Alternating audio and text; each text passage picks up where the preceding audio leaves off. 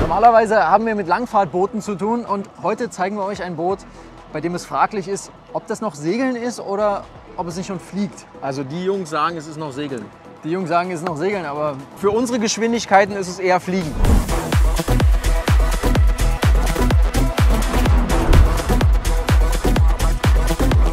Wir gucken heute mit Felix, einem der 2 Grinder vom SailGP Germany Team, hinter die Kulissen und gehen mal direkt in die Details rein von diesem Boot, in die technischen Details. Wird sehr interessant werden. Das sind nämlich echt krasse Teile. Die sind richtig krass. Sehr eindrucksvoll. Ja.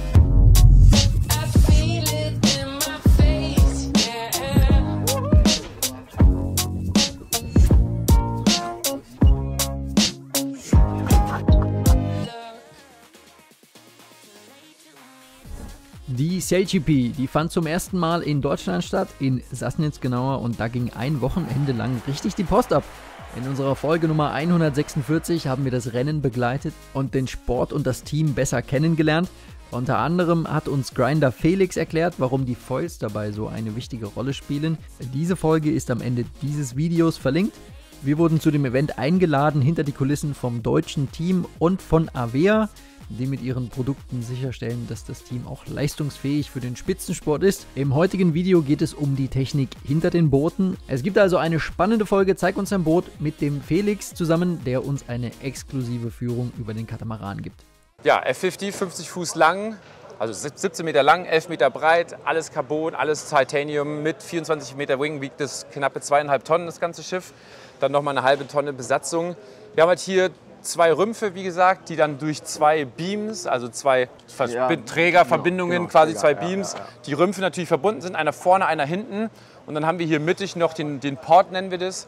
In dem Port ist quasi so ein Mittelstück, da sitzt einmal der Wing drauf und hier vorne auf dem vorderen Beam. Und da drin sind dann halt Hydrauliksachen, Elektriksachen und so weiter und so fort. Die beiden Rümpfe mit dem Trampolin verbunden, damit wir als Crew rüberrennen können. Da ist ziemlich viel Spannung drauf, hilft sogar, trägt so ein bisschen dazu bei, dass wirklich, wenn wir das Trampolin spannen, hört man richtig, wie alles ein bisschen zusammencrackt.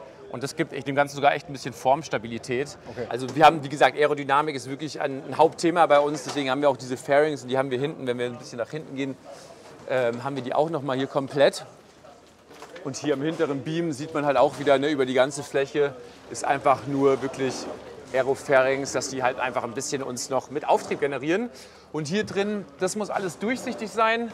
Das ist ein Safety-Aspekt, dass falls wir kentern oder so oder einer von uns ist irgendwie unterm Boot gefangen, dass man durchgucken kann, dass man sieht, ob irgendwie, falls jemand gefangen ist. Früher durfte man hier Werbung drauf haben, darf man mittlerweile, sind nur noch kleine, hier so Sponsor-Stickers. Die Bugspitzen hier, die kann man abmachen. Die werden hier disconnected, die sind einfach, das ist einfach nur ein Flansch und dann mit 40 Bolzen, glaube ich, von innen alles verbolzt. Mit Sikaflex abgedichtet? Nee, gar nicht mit Sikaflex abgedichtet, wäre viel zu stressig. Ja. Da ist einfach nur ein Layer Duct Tape drin, wirklich Duct Tape eigentlich, ja. So ein Gewebeklebeband und das bei dem hohen Druck, das sind glaube ich 60 Newton drauf oder so, bringt dann Dichtigkeit. Die Bugspitzen kann man abmachen, damit das dann in den 40 Fuß Container passt. Also wirklich genau von hier bis da hinten sind fast 40 Fuß, wir haben dann noch so viel Padding vorm Container. Weil wir müssen ja alles immer in Container packen und diese Schiffe leben eigentlich viel mehr in einem Container, als dass sie draußen irgendwo sind. Weil wir natürlich bei SailGP immer von A nach B verschiffen müssen. Und das ist eines der großen Probleme, warum man nicht wirklich viel an den Booten arbeiten kann. Weil sie natürlich hier am Sonntagabend, wenn wir rauskommen, fangen wir gleich an, alles auseinanderzureißen. Am Montag sind die Dinger in Containern und dann geht es schon wieder los. Also und es gibt natürlich auch für uns dann wenig Segeltage, weil die halt immer nur unterwegs sind. Aber ja, so ist halt ein Teil von SailGP. Die Boote, ganz kurz, wenn ich das draußen sehe, die haben keine Wanten oder sowas, keine Doch, wir haben Wanten. Wir haben Oberwanten, Unterwanten auch ganz normal. Wir haben einen Vorstark, das wird hier connected, hier vorne. Dann haben wir auch hier einen Bobstay natürlich nach unten, wie es man bei einem Bugspriet so kennt eigentlich. Und dann haben wir wirklich 2 Oberwanten. Das Oberwand, das geht fast bis oben zum Vorstark. Und dann haben wir auch noch Unterwanten, die sind dann ungefähr, wo die rote Flagge endet, nach unten. Also genau, wie auf normalem Segelboot auch alles Kohlefaser. Das ist ganz cool, wenn wir den Wing draufsetzen, dann kippt man den nach hinten. Hinten sind einfach nur zwei Leinen, die dann durchs Rigging durchgehen. Und dann machen wir den ganzen Druck, wird eigentlich nur nach vorne. Hier kommt dann so ein Hydraulikzylinder, wird hier kurz reingesteckt von unten, hier so ran. Und dann ziehen wir aus Vorstark Spannung quasi. Und dadurch entsteht die ganze Rig-Spannung. Und wenn wir die Spannung haben, dann kommt hier einfach nur der Strop. Quasi, der wird dann eingehängt ins Vorstark und dann ist die Rig-Spannung da. Und dann ist bei allen auch immer gleich. Ah, es sieht so lustig aus. Der 18 Meter Wing sieht so klein aus. Der ist so süß. Wahnsinn. Ja, den haben wir ganz selten drauf. Also heute wird auf jeden Fall interessant. Das ist wirklich das High-Speed-Equipment jetzt. Bis 30 Knoten sind die fahrbar und danach ist Danach Feierabend. wird's dann wird es schon kritisch auf jeden Fall. Ja, bis durch 30 Knoten kann man machen. Ein bisschen über 30 geht auch. Ja, aber dann wird es schon hektisch. Für die F50-Katamarane gibt es 3 verschiedene Segelgrößen. Je nach Windsituation wird da das Passende von der Rennleitung ausgewählt. Bei dem Rennen in Sassnitz war ganz gut Wind am ersten Tag, also sind die Boote mit dem 18 Meter Wing ausgerüstet worden. Zusätzlich zu dem Wing fahren die Cats auch noch ein Vorsegel. Das sind unsere Jibs, die Vorsegel. Ach, die Vorsegel, Ja. okay. Ja, das sind normale Segel, die sind relativ heavy duty. Ja, Ich kann das sie ist mal ein bisschen Membran oder aufmachen. was ist das? Ha? Die sind richtig eigentlich wie Offshore-Segel. Also ganz Also normaler- Laminat sozusagen. Ja, Laminat, das ist ein Kohlefaser okay. auch von Doyle sind die gemacht. Ja, ja. Und die sind relativ schwer, also es ist richtig heavy Fabric, was man eigentlich so beim Offshore sehen würde. Aber wir ziehen halt mit 2 Tonnen Cunningham und mit über 2 Tonnen Jiff 2 Sheet. Tonnen Cunningham? Ja, Echt? 2 Tonnen Cunningham, ja. Weil wir dadurch noch mehr Rickspannung natürlich noch ein bisschen erzeugen können. Wir haben ja 3 Wing-Konfigurationen, am 18 Meter, 24 und 29 Meter. Und für jeden Wing haben wir auch zwei Focken. Also wir haben, okay. ja, wir haben immer eine J1 und J2, 2 Größen, Ja. für 18, für 24 und für 29. Ja, Zwischen den vorher. Rennen können wir Ja? wechseln. Ja, und das Race-Komitee gibt uns auch vor, welche. Die könnten auch sagen, zum Beispiel im zweiten Rennen hatten wir jetzt J1, jetzt ist auf einmal der Wind mehr geworden, dann sagt Race-Komitee, so drittes Rennen ist J2 und dann wechseln alle auf dem Wasser schnell, dauert ungefähr 10 Minuten. Ja, ja. Dann wechseln alle und wir haben auch okay, immer dieselbe Fock oben. Ja, also wir Ja. haben immer beide mit draußen, einen natürlich auf dem Boot, einen auf dem Chaseboot, dass Ja. wir dann auch mal wechseln können. Ja,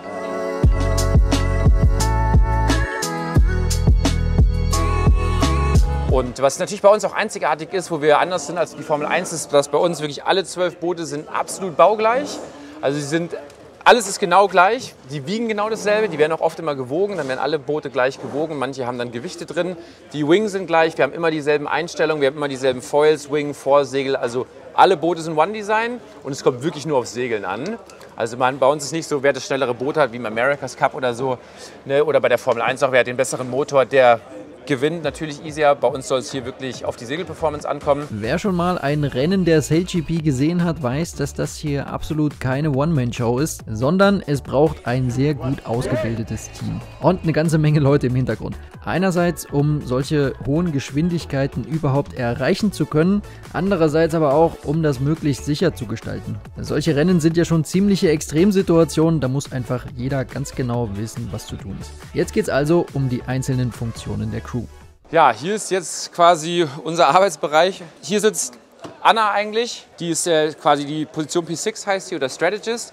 Was sie hier hinten macht, ist, sie macht viel Strategie. Also sie hat von hier nach hinten natürlich einen guten Durchblick und sieht genau, wo sind andere Boote, wenn wir kreuzen, ne? Wer hat Vorfahrt, haben wir nicht, kommen wir drüber, müssen wir uns runter unter die Dacken oder so.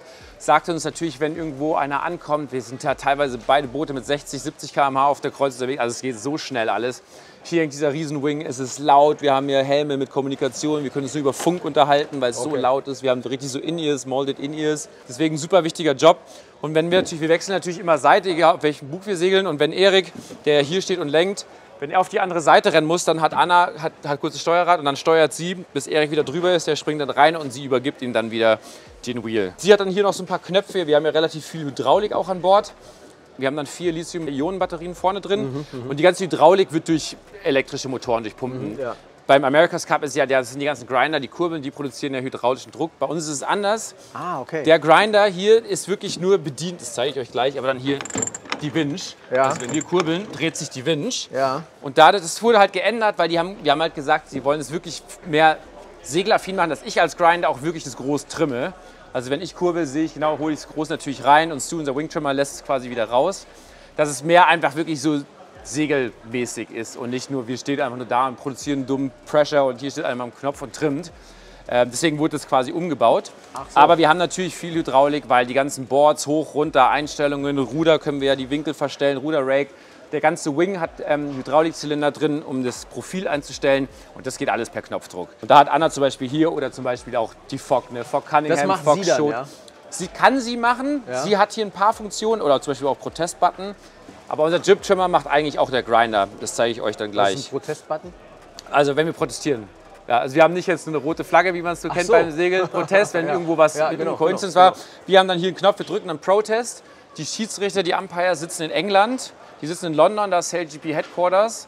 Und die sind, egal wo wir auf der Welt sind, die haben da ein riesen Office, die sitzen da zu 6 vor Bildschirmen. Die sehen quasi wirklich so kleine Animationen von uns Booten mit so einem Längenkreis. Also die haben ein bisschen speziellere Regeln, auch gerade für diese Geschwindigkeiten. Und weil wir auch diese Boundary beim Racing haben, wir haben ja eine Boundary, aus der wir nicht raussegeln dürfen. Die Umpires sehen es dann sofort, die können dann 5 Sekunden zurückspulen und dann sehen die, okay, nee, die hätten eigentlich es schaffen müssen. Und dann sagen die entweder, okay, Germany Penalty Clear oder, yo, Protest, ihr müsst 100 Meter zurückfallen.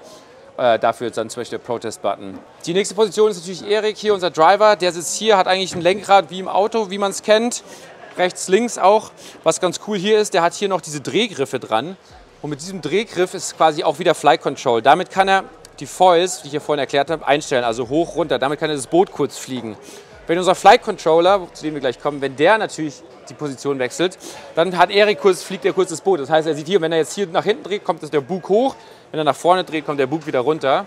Dann muss er kurz steuern und einmal kurz das Boot über Wasser halten, bis Jimmy hier rüberkommt. Der springt dann hier rein und sagt dann wieder My Rake und dann übernimmt er wieder und dann kann Erik einfach nur steuern. Und zudem hat er noch hier ein paar Knöpfe, mit dem er immer die Ruder-Differential einstellen kann. Also wir können die Ruder einstellen, wie viel Grad wir die wollen. Dann hat er hier so ein paar Knöpfe dran und auch noch ein paar Fußpedale, mit denen kann er die Boards hoch und runter machen. Also mit dem hier kannst du jetzt einmal Board hoch und mit dem hier kannst du das wieder runterfeuern. Ja, hier die nächste Position ist der Wing Trimmer.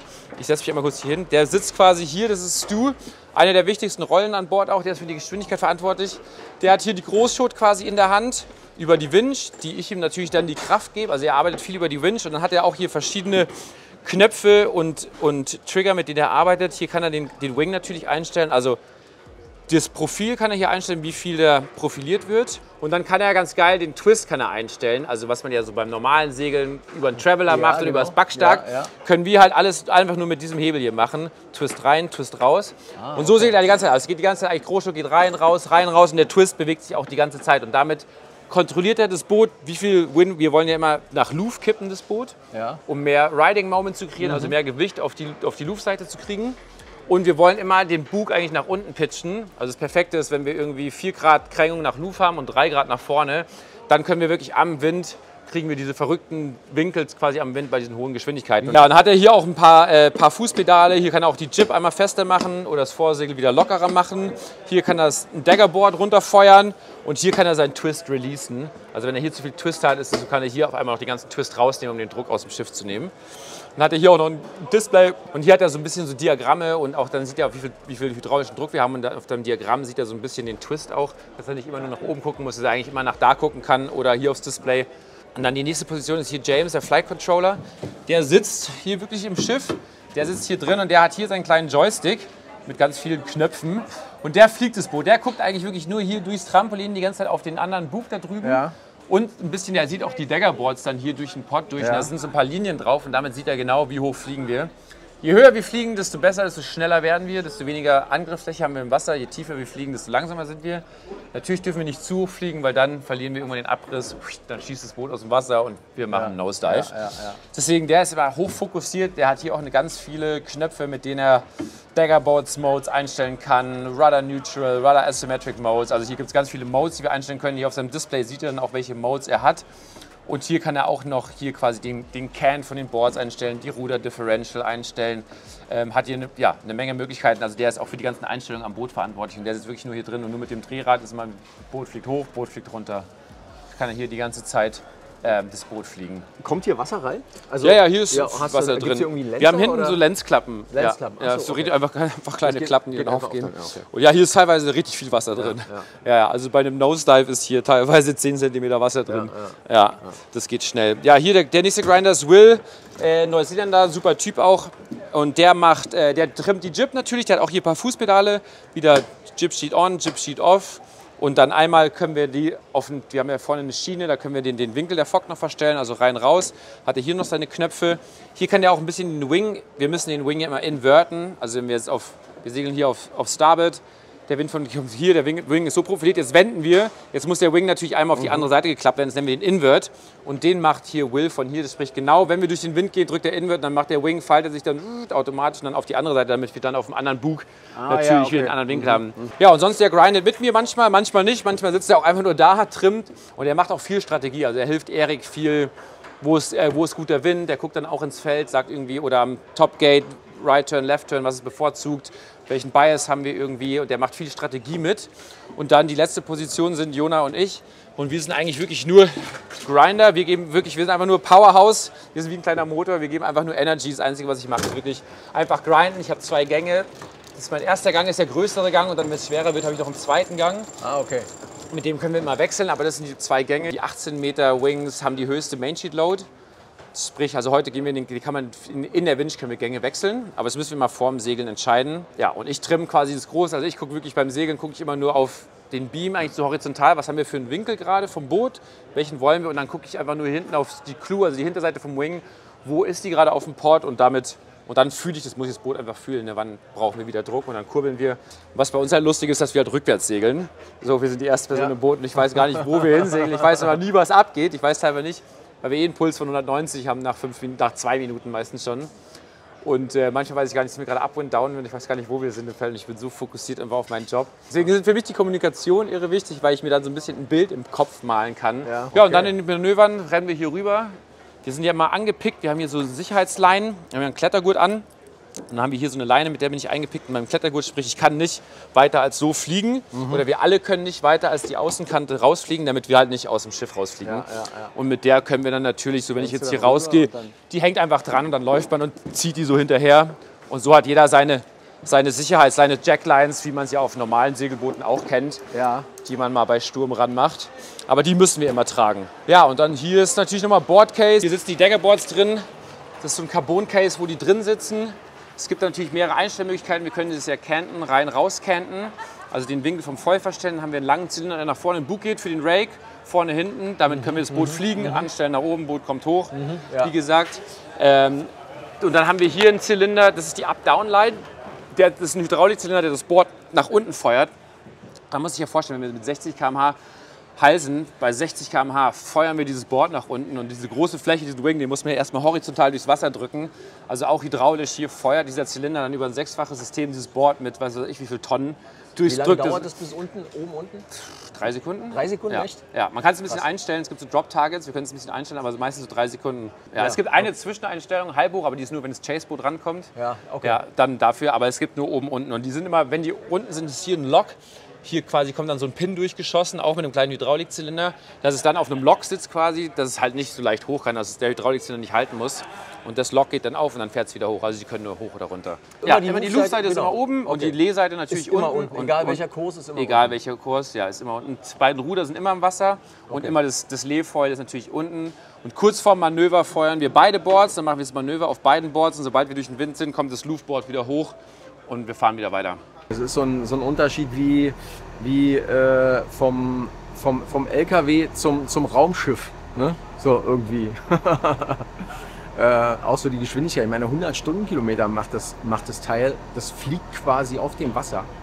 Und du hast ja da ganz andere Technik drin. Das ist ja irre, was da drin steckt, was man sich gar nicht vorstellen kann, dass das überhaupt möglich ist. Das musst du also wenn du dir das mal genauer überlegst, die sitzen dann ja in 100 km/h Windgeschwindigkeiten, also quasi im konstanten Sturm. Was dann aber physikalisch auch möglich ist, ne, dass du auf achterlichen Kursen, also wenn der Wind von hinten kommt, 70 bis 80 Stundenkilometer drauf kriegst, das kann man sich so gar nicht vorstellen, weil es normalerweise geht es ja kaum schneller für ein normales Boot als der Wind, geht ja gar nicht. Ja? Aber die Dinger, die hebeln ja die physikalischen Gesetze fast aus. Und du darfst halt da keinen einzigen Fehler machen. Wenn du da einen falschen Knopf drückst, dann... Deswegen tragen die Jungs und Mädels auch Helme, ne? Weil wenn du von 100 km/h einmal runtergebremst wirst auf fast 0, da knallt's. Ja. Und das, was da runterklappt, ist der Ruderkoker, oder was? Ja, genau. Da werden die Ruder reingesteckt. Die werden jetzt von hier so reingesteckt, dass wir dann die Boote kranen können und die Ruder hängen quasi schon im Schiff. Und dann, wenn später das Schiff im Wasser ist, dann nimmt man nur das Ruder, hebt so hoch und der kann einmal so nach hinten klappen und kommt dann so runter. Die sind natürlich 200 Meter lang. Und deswegen, bevor man das Boot krant und das irgendwie kranen und muss von unten ein Ruder reinstecken, das wird alles viel zu lang dauern. So war das früher im Cup, so haben wir das gemacht. Aber jetzt haben die es umgeändert, dass es halt einfach viel schneller geht. Man kann jetzt hier einfach die Ruder hochheben, zack, da rein, mit 4 Muttern hier einmal festgemacht. Fertig und dann, wenn die im Wasser sind, zack, klappt man die rum und dann kommt hinten noch so eine Tür zu. ob ich so ein Ruder vielleicht für die Seven Seas mitnehmen kann. Ich meine, guck dir mal den Schnitt an mit dem Foil hinten dran. Vielleicht kommt die dann auch ins Fliegen. Die wird dann so durchs Wasser flügen. Jeden Morgen rollen ja hier die Wings quasi aus den Hangars da hinten. Da gehen wir jetzt gleich nochmal hin. Kommen die Wings raus, die dann immer zusammengebaut sind, für uns schon 18 oder 24 Meter. Dann kommt der Wing einmal in den Kran, wird hochgehoben, dass er quasi einmal senkrecht hängt in der Luft und wird dann zuerst mit Leinen stabilisiert. Dann rollt man quasi die Plattform, also das Boot drunter. Dann wird der Wing jetzt draufgesetzt wie hier. Dann werden die Stagen, jetzt sieht man jetzt ganz gut die Verstagung nach hinten. Die Stage, die von oben nach hinten gehen, sind quasi unsere Oberwanden. Und die Unterwand hängt so ein bisschen slack gerade noch darum. Und dann wird quasi das Vorstag eingehängt und wie gesagt die Rigspannung dann über das Vorstag, über den Zylinder aufgebaut. Wenn das alles connected ist, dann wird das ganze Boot mit Wing hochgehoben, hier ins Wasser geschmissen und dann sind die Boote hier im Wasser ready, werden dann von den Chase-Booten abgeholt, sind mal an diese Moorings gebracht. Wir haben alle so Moorings, wo sie dann alle festhängen quasi und dann macht die Shore Crew, machen dann die Ruder rein und machen dann die ganzen Einstellungen, alles fertig, bauen das Boot zusammen. Dann kommt das Tech-Team immer mal noch, machen noch einmal Checks, die checken dann wirklich alle Bordfunktionen hoch, runter, Wing-Funktionen, Ruderfunktionen und wenn die grünes Licht geben, dann dürfen wir aufs Boot. Und dann kommen wir drauf quasi und dann machen wir noch unsere Sailor-Checks. Dann bringen wir die Fock mit, machen die Fock hoch und dann gehen wir segeln. Wie lange hält so ein Flügel, also die Folierung, die Folie aus? Die hält eigentlich lang, weil es ist ja einmal diese dünne Plastikfolie, die wir gesehen haben. Und dann hat ja nochmal so ein Sticker ja drüber. Deswegen haben sie ja die verschiedenen Farben. Das ist ja dann einfach nur nochmal so Vinyl-Wrap. Okay. Die halten eigentlich lange. Also die können eine Saison locker. Ja, können wir ja einmal nochmal hier ins Wingzelt gehen, wo die müssen hier so außen rum.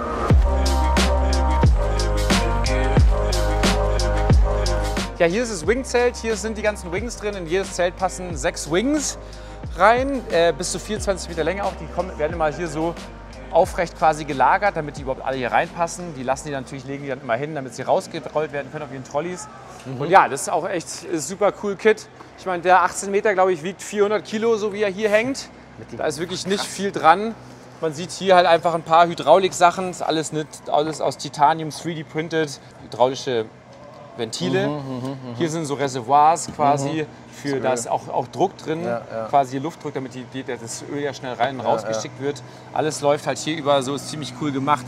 Alles hier über elektrische Stecker, die dann eingesteckt werden, damit wir die ganzen natürlich Funktechnik und sowas haben. Hydraulik, Schnellverbindungen, damit der Wing möglichst schnell in einer Minute quasi mit dem Boot angeflanscht werden kann. Und der dreht sich über dieses... Über das, ja. Wir haben einfach so einen Ball, auf dem Boot, der das hier drin... gerade Camber einstellen. Ja, haben wir so einen Wingball, so einen dicken, und da sitzt er drauf. Das ist wie eine Anhängerkupplung eigentlich.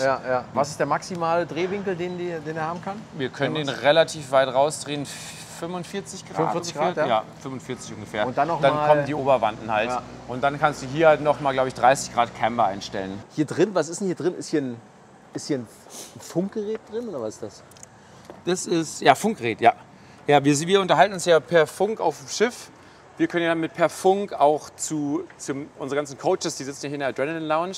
Das sind ja die ganzen Coaches-Booths, wie der Formel 1, mit denen sind wir über Funk connected. Die können auch mit uns reden, während wir segeln. Das funktioniert alles über Funktechnik. Bei SailGP, On-Water, die ganzen Chase-Boote, Race Committee, Race Management, sind alles über Funk verbunden. Dann können wir uns auch mit den anderen Booten unterhalten, das ist alles über Funk. Ja. Und das Funkgerät fürs Boot sitzt im Flügel drin? Sitzt im Flügel, ja. Echt? Ja. Ja, für unser Boot, damit wir uns auf dem Boot uns 6 unterhalten können. Und hier oben auf dem Wing ist eine riesen Antenne, hier die weiße. Die weiße Antenne, und die überträgt den Funk hier an Land quasi, und dass man natürlich uns im Fernsehen dann ja auch hört. Und damit unsere Coaches uns hören, bei uns im Container können die zuhören. Das ist alles über Funk. Ja, das besteht ja quasi aus einem Vorderelement, das geht einmal komplett durch. Und dann haben wir hinten die Flaps, nennen wir die, also wie die Klappen bei dem Flugzeug. Das sind gerade jetzt 3 Flaps bei der Konfiguration. Und hier sieht man ja hier die hydraulischen Zylinder. 1, 2, 3, 4 bis nach oben, und über die können wir quasi die Flaps einstellen. Hier unten stellen wir den Camber ein, quasi, also wie tief das Profil sein soll. Und oben das ist dann auch der Twist. Die gehen immer auf, zu. Und damit können wir oben, das ist ja dieser kleine Trigger, den ich gezeigt habe. Und damit kann er dann oben den Twist einstellen. Und dann ist hier alles halt so Carbon Fiber Rigging auch. Also die ganzen Banden ist alles Kohlefaser.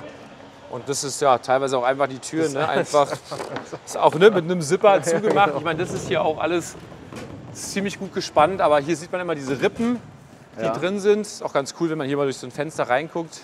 Alles Kohlefaser, alles super leicht gebaut. Und auch hier alles mit Schnellverbindungen, dass man hier, kann man den Wing ja abflanschen. Hier unten sind 5 Bolzen. Und dann kann man Und dann den ein hier Zwischenstück abnehmen. reinsetzen, Und dann kann man das ja da alles aufbolzen und zieht man die Länge, Zwischenstück reinsetzen, alles wieder verbolzt.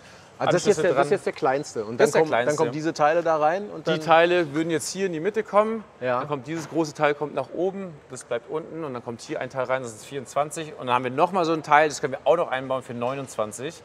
Aber die 29er benutzen wir gerade nicht. 2, 3 Wings sind jetzt gebrochen im letzten Jahr. Ah, okay. Und jetzt ist es so ein bisschen ein Vorsichtsaspekt, dass der 29, der bringt auch nicht mehr so viel, weil der so groß ist, der wiederum so viel Drag entwickelt, dass der Benefit eigentlich von 24 zu 29 Meter ist so gering.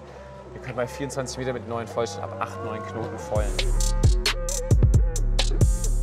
Das waren nun so einige Informationen über die F50-Katamarane. Schreibt uns gerne mal in die Kommentare, ob ihr das Ganze so technisch anspruchsvoll erwartet hättet, was da alles drin steckt und ob ihr das auch so spannend findet wie wir. Wir hatten noch die Frage an Felix, inwiefern das Team und er eigentlich für die Rennen trainieren können und was das auch für neue Talente bedeutet. Das Einzige, was ich mache, ist Fitnesstraining, eigentlich viel mehr als Segeln. Ja, ich bin eigentlich nur im Gym und muss fit bleiben. Ja. Und Hauptsache Cardio, wirklich Upper Body Cardio. Also ich kenne nichts, was anstrengender ist. Diese 15 Minuten Segeln sind so all out, danach bis kurz vor Umkippen. Ja? Ja, ich habe auch wirklich in den letzten 10 Minuten hast du irgendwann schon so Tunnelblick, wenn du rüberlaufst, ist echt schon so, muss man sich echt konzentrieren, weil ich habe nach 2 Minuten Puls von 185 und dann durchgängig. Die Loads sind echt hoch und für uns ist es so anstrengend. Manchmal müssen wir ihn anpumpen, nach der Wende muss man einmal richtig ballern. Dann natürlich die Kräfte, wir haben 3 bis 4 G-Kräfte, wenn wir beim Manöver wechseln, dann reißt sich hier nach außen und dann musst du doch irgendwie nebenbei noch mal Vollgas kurbeln. Dann machen wir viel Aero-Mode, also wir gehen halt auf die Knie und kurbeln so auch viel. Einfach um aerodynamischer sein, gehen alle ein bisschen runter, dass nur noch Erik oben ist und guckt raus, einfach ein bisschen Aero, als wenn natürlich alle stehen. Ja. Also es ist schon ein crazy anspruchsvoller Job, ja. Das ist wirklich krass. Manche von den Grindern hier, das sind halt solche Maschinen, die kommen alle so aus dem Rudern, olympischen Sport oder so, die 10 Jahre nur Leistungssport gemacht haben. Also ja, Grinder sind wirklich nur so Power. Bis zu welchem Alter kann man das machen? Ich meine, ich bin jetzt 37. Ich glaube, realistisch, so 1, 2 Jahre wären noch drin und dann ist man schon. Okay. Also klar, du kannst auch, ich meine, LeBron James ist auch 40, ne, und irgendwie noch Top-NBA-Spieler und mega fit. So, man könnte wahrscheinlich auch noch ein bisschen länger, aber irgendwann will man ja vielleicht auch mal wirklich dann auch jungen Talenten noch mal die Chance geben, da auch reinzukommen. Und ich muss mich jetzt auch nicht ewig an den Job klammern. Der ist auch hart und anstrengend und gefährlich. Wir sind immer unterwegs, immer Jetlag, immer am Reisen, Südhalbkugel, Nordhalbkugel, immer extremer Druck. So, es ist schon auch voll. Also ich liebe es so über alles. Das ist für mich das ist so ein Privileg, diese Schiffe zu segeln, so mit diesen Menschen irgendwie. Wir haben so ein geiles Team. Also es gibt für mich nichts Cooleres auf der Welt, so don't get me wrong. Aber es nimmt natürlich auch viel mit sich. So. Wie viele Segeltage im Jahr sind das? Segeltage gar nicht so viel. Wir haben 12 Events, 3 bis 4 Tage. Also 40. Aber Trainings habt ihr ja auch noch, ja, oder? Wenig auch. Wenig, also, wenig, ja, sehr wenig. Ja, wirklich sehr, sehr wenig Trainingstage. Also wir haben vielleicht so 50 Segeltage im Jahr. 50, echt? Nur?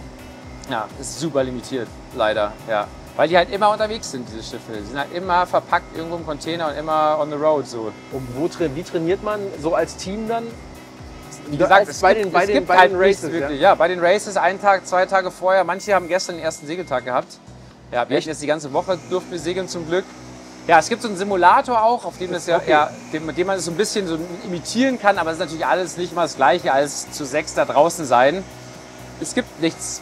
Es gibt keine Trainingsplattform, die ähnlich ist. Es ist auch so ein bisschen so an die Liga jetzt gerade ein Thema, dass viele neue Teams sagen, hey, ihr wollt hier neue Teams reinbringen und ihr müsst denen aber irgendwie eine Training. Wir segeln gegen die Australier und Neuseeländer, die haben halt 500 Segeltage auf diesen Schiffen. Weil seit dem America's Cup 2017 Bermuda, wo diese Dinge halt eigentlich für gebaut wurden, segeln die diese Boote und haben die seitdem mitentwickelt. Die haben natürlich ein Know-how über diese Schiffe, da kommst du als neues Team an und wir mit unseren 100 Segeltagen bis jetzt sind da so, ne, kommen da nicht mehr ansatzweise ran. Deswegen ist gerade auch an die Liga so ein Thema, ey, es wäre geil, ein Boot irgendwo, vielleicht in Dubai zu haben, wo man einfach hinfliegen kann, eine Woche mit seinem Team und 1, 2 Wochen trainiert. Weil es muss halt irgendwie, es muss was geben, um junge, neue Teams da irgendwie anzulernen natürlich. Das ist ja so komplex, das ganze Ding. Wenn ich da einmal halt drückst irgendwie, dann... Es ist echt wahnsinnig komplex, ja. Diese Komplexität macht es auch so spannend, weil es hier wirklich an die Grenzen des Machbaren geht und weil es weltweit wenig Vergleichbares gibt. Vielleicht noch der America's Cup, die Boote fliegen auch, sind aber Monos. Kriegt man die im Zubehörhandel hier? Würde ich mir gerne meinen Tesla bauen, finde ich besser als... Kannst du gewinnen, wenn du hier den ersten Platz belegst. Das ist immer Trophäe. Schreibt es gerne mal in die Kommentare, ob wir nächstes Jahr wieder hin sollen, um davon zu berichten. Dieses Jahr durften wir ja leider nicht mitsegeln. Tatsächlich aus dem Grund, dass die Reichweite unseres Kanals nicht groß genug ist. Na, wenn das mal nicht motivierend ist, ne?